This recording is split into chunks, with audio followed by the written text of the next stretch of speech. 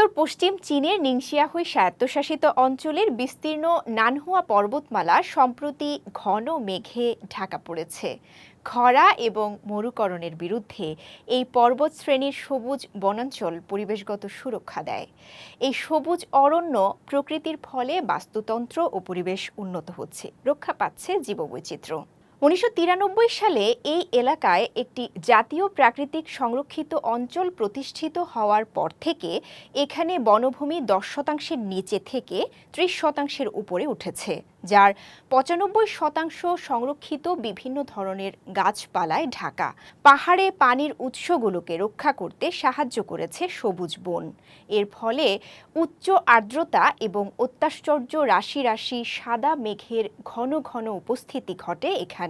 গাছপালা থেকে নির্গত বাষ্প ও জলকণার ফলে সৃষ্টি হয় এই সুন্দর মেঘমালা।